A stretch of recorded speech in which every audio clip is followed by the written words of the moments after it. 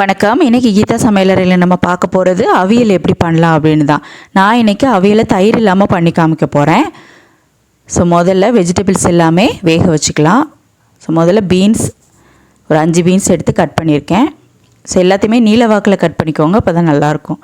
அடுத்து ஒரே ஒரு கேரட், மாங்காய் வந்து மீடியம் சைஸ் மாங்காயில் பாதி எடுத்திருக்கேன். ஸோ நம்ம மாங்காய் சேர்க்கறதுனால தயிர் சேர்க்கணுன்னு அவசியம் கிடையாது. ஸோ அடுத்து ஒரே ஒரு உருளைக்கிழங்கு,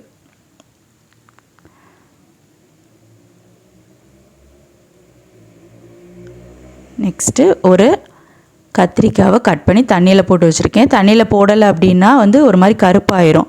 ஸோ நீங்கள் வந்து கட் பண்ண உடனே சேர்க்குறீங்க அப்படின்னா அப்படியே சேர்த்துருங்க. ஸோ இல்லைன்னா தண்ணியில் போட்டு வச்சுருங்க. அடுத்து வாழைக்காயில் பாதி வாழைக்காய் மட்டும் எடுத்துருக்கிறேன். ஸோ வாழைக்காய், சேனைக்கிழங்கு, அடுத்து வந்து மேங்கோலாம் போடுறதுனால ரொம்ப டேஸ்ட்டாக இருக்கும். அடுத்து சேனைக்கிழங்கு வந்து 1 கப்பு 50 கிராம் இருக்கும். ஸோ அதையுமே தண்ணியில் போட்டு வச்சுருக்கேன், அதை சேர்த்துக்கோங்க. ஸோ நீங்கள் தயிர் சேர்த்து பண்ணுறதுனால இப்போ ஆஃப்டர்நூன் லஞ்சுக்கு பண்ணுறீங்க அப்படின்னா நைட் சாப்பிட்றப்ப ரொம்ப புளிச்சிரும். ஸோ தயிருக்கு பதிலாக மாங்காய் சேர்த்திங்கன்னா ரொம்ப நல்லாயிருக்கும். அடுத்து அரை கிளாஸ் தண்ணி, தேவையான அளவு உப்பு சேர்த்து மூடி போட்டு நல்லா வேக வச்சுருங்க. ஸோ ரொம்ப ஓவர் குக் ஆகிடக்கூடாது. ஸோ அந்த டைமில் வந்து தேங்காய் அரைச்சி வச்சுக்கலாம். ஸோ தேவையான அளவு தேங்காய், காரத்துக்காக 2 பச்சை மிளகாய், அடுத்து 1 ஸ்பூன் ஜீரகம். ஸோ இது 3ஐயுமே ஃபைன் பேஸ்ட்டாக அரைச்சி எடுத்து வச்சுக்கோங்க.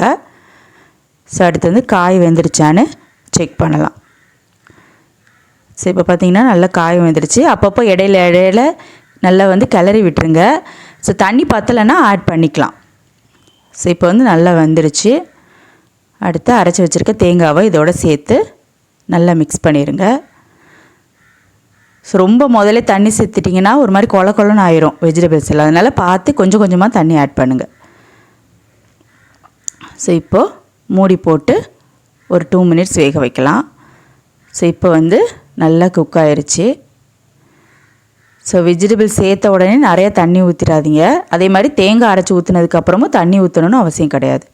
ஸோ இப்போ வந்து தாளித்து ஊற்றிடலாம். நான் வந்து நல்லெண்ணெய் தான் சேர்க்குறேன். தேங்காய் எண்ணெய் வேணும்னா தேங்காய் எண்ணெய் சேர்த்துக்கலாம்.